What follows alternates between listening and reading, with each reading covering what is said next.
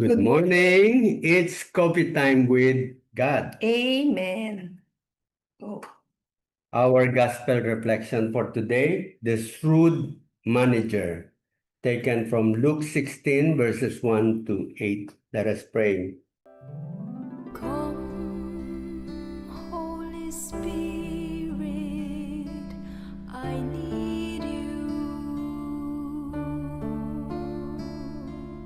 Come, Holy Spirit, I pray.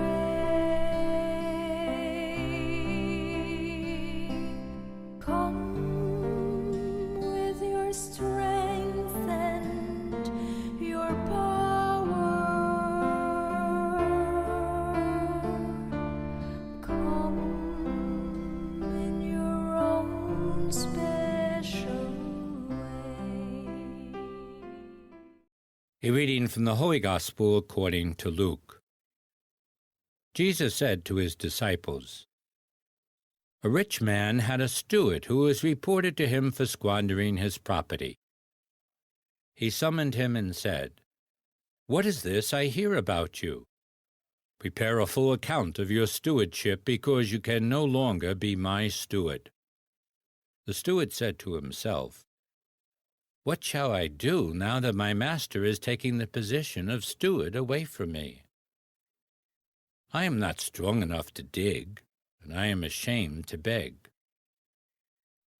I know what I shall do, so that when I am removed from the stewardship, they may welcome me into their homes.' He called in his master's debtors one by one. To the first he said, 'How much do you owe my master?' He replied, 100 measures of olive oil.' He said to him, 'Here is your promissory note. Sit down and quickly write 1 for 50. Then to another he said, 'And you, how much do you owe?' He replied, 100 measures of wheat. He said to him, 'Here is your promissory note. Write 1 for 80. And the master commended that dishonest steward for acting prudently. For the children of this world are more prudent in dealing with their own generation than the children of light." The Gospel of the Lord. Praise the Lord Jesus Christ. He summoned him. Ito kasi pagka sinabi niyo summoned, you are being called for something na meron kang ginawa. Kaya etong summon dito lumitaw ngayon yung katusuhan, yung wisdom ng shrewd steward. Diba? Nagawa niya ng paraan. And bumilib ang ating Panginoon doon sa kanyang pamamaraan. Yan yung tinatawag natin yung mga street smart. Diba? Street smart. Kaya lang bumilib si Jesus. Parang sabi niya, sana yung wisdom mo ay ginagamit mo for the salvation of your soul. Ito kasi yun eh. So for the children of this world are more prudent in dealing with their own generation than the children of light. So yun yung parang iparating ng ating Panginoon. Magaling mag-isip ang mga tao if it is about their survival sa mundo. Pero pagka tungkol sa salvation ng kanilang soul, hindi nila nagagawa. yan. Ako, I agree. Ay, doon sa last kasi yun yung napili ko, no? Pero maganda yung sinabi mo na pag tinignan mo dito, parang corrupt siya, di ba? Hindi naman niya pera yun, tapos binabawasan. Babawasan niya, parang kala mo pera niya yung inutangan eh, di ba? Tapos kanino mapupunta? Sa kanya rin, di ba? Hindi doon sa may-ari. Di ba? Tapos, alam mo, tapos pagdating sa ending, yun yung sinabi mo nga, na may binanggit ka doon na agree din ako doon, yung sinabi mo na talagang sana yung ginagawang mong wise na ganyan, pagiging wise para kay God or for the goodness. Salvation and soul. Hindi para sa sarili mo. kapakanan. His Parang word. gano'n yan. Hindi. Yes. So, akin naman, yun din eh. Actually, akala ko nga iba eh. Nung ang ending na banggit mo, yun ang napili ko actually yung buong sentence na the children of this world is more prudent. Yung word, tinignan ko sa dictionary eh. Yung prudent. Yung pala yung prudent. Parang sinisigurado mo muna bago ka mag-decide. No? Prudent yung pala yung ibig sabihin. Maingat. Oo, Maingat. maingat ka. Yun. So, ganun yung ginawa nung Stewart na iningatan niya para pagdating sa ending is magiging maganda. Utang na loob. Ayun, may utang na loob. Correct. Yan. So, yun pala yung prudent. Pero sinabi dito na, eto medyo nalungkot lang ako. Kasi yung sinabing, yung generation of today is more prudent than the children of light. Sana, hindi tayo, sabihin, na ano ko kasi yung, parang mas magaling mag-isip yung ngayon kaysa yung children of light, parang natatalo sila. So, doon lang ako parang nalungkot. So, which means, dyan papasok yung message. Anong dapat natin gawin? Yes. Diba? So, message na tayo. Sige. Okay. So, para sa akin, yung message sa atin ni Lord, dahil sa sinabi niya to, di ba? Sabi nga natin, laging may message si God. Mahina talaga tayo. No, dito pa lang lalo na to, involve yung pera dito Pera na naman, di ba? So, lalo na kung pera, pag tinignan mo nga ngayon, hindi ba mga bata talaga ngayon o matatanda ngayon, maano sa trabaho Talagang Sa career. retired ka na nga. Gusto mo pang magtrabaho pa. Kaya nga sinasabing senior. Pahinga ka na. Bakit? Ba't magre-retire? Word retire? Para Fair. ka na kay God. Yung trabaho mo hindi na sa corporate, kay God na. Fair for the salvation of your soul. When will you want to retire and go to God when you are really retired? Hindi ka na makagalaw? Paano ka makakasilbi kay God ng ganun? Aantayin mo na bedridden ka na. Nung sinabi ni God yung retirable age natin nga, di ba? Pwede pa tayo para makapag-serve pa tayo kay God. Hindi hanggang kaya pa natin. Kaya. Palit tayo ng trabaho. Why? Siguro, ang pwedeng maisip din natin dito makontento tayo kung ano yung meron tayo. Kasi hindi talaga, lahat naman pwede natin gustong bilhin di ba? Pwede natin gawin, kahit na lahat tayo gusto natin magbiyahe sa ibang bansa. Para mangyari, trabaho ako. Pag hindi ka nagtrabaho, hindi ka makakapunta sa ibang bansa. Di ba? So, minsan talagang kailangan natin, kaya tingnan mo, sinabi niya yun, pero mo siya, sinabi niya yun, own generation is more prudent kesa yung children of the light.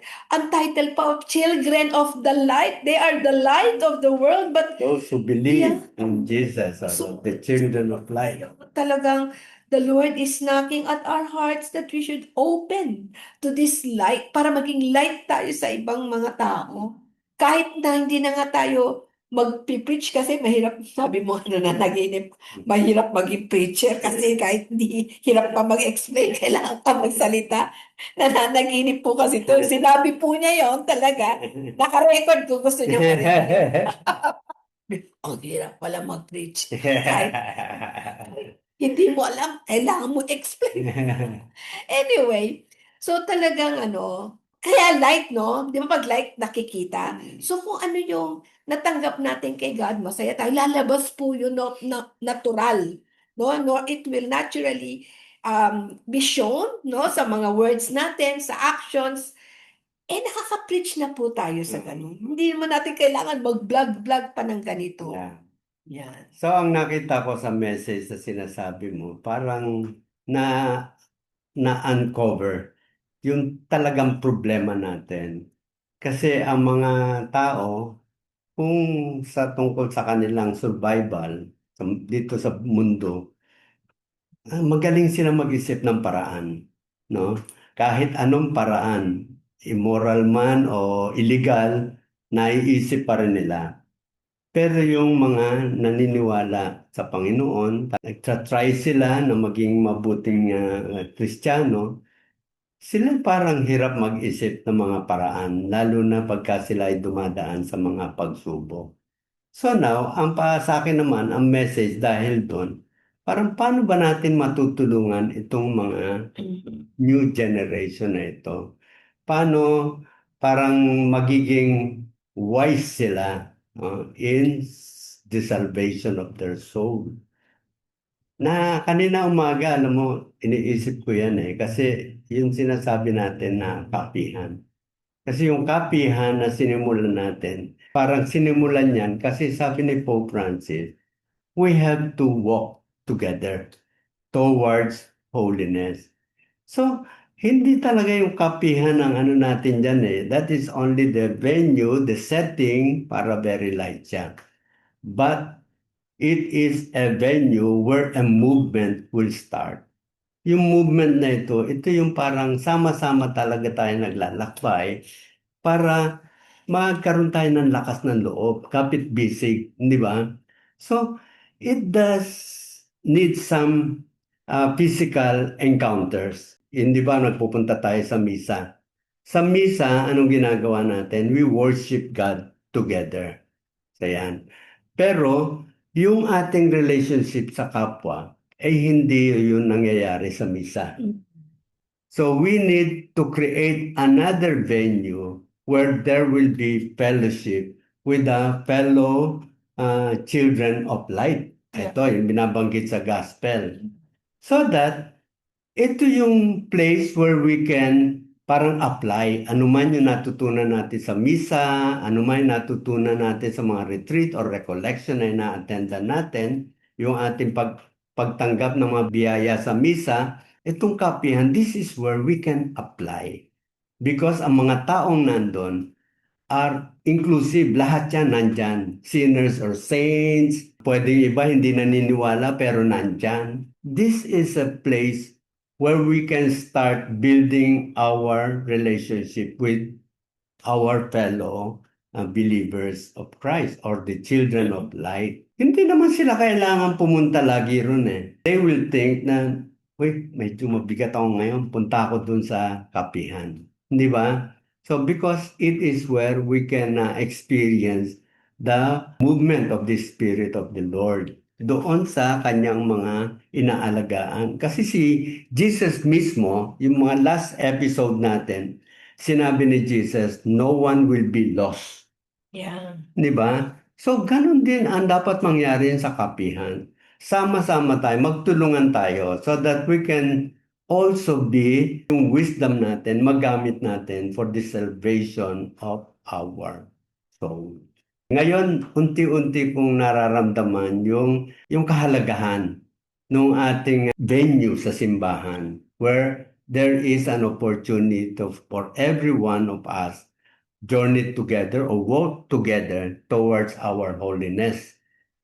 Itong kapihan sa simbahan, ginagawa natin ito on a Sunday because we want to walk together with the Lord. This is the Lord's Day. Yes. Kaya pinakamagandang araw yan, na yan ang bigyan natin ng panahon that we are with our brothers and sisters in the faith. Ayun siguro para sa akin ang message. Para doon sa iba, no, yung kapihan po ay it's a venue, no? Na It creates a movement. Yes, okay, na pwedeng hingaan, no, sa loobin natin, masaya ka, malungkot ka, wala kang kasama, you can go there and you are welcome, no? Kaya nga parang it becomes a welcoming church kung lahat po ng simbahan, no, lalo sa ating mga Katoliko na magkaroon tayo ng ganyan. Yes. Para nagkakakilala talaga tayo. See you on Monday. Pahinga muna tayo this weekend. By We Friday are pa lang. preparing for our yung Sunday na pagkikita na naman natin sa ating kapihan. Amen. See you.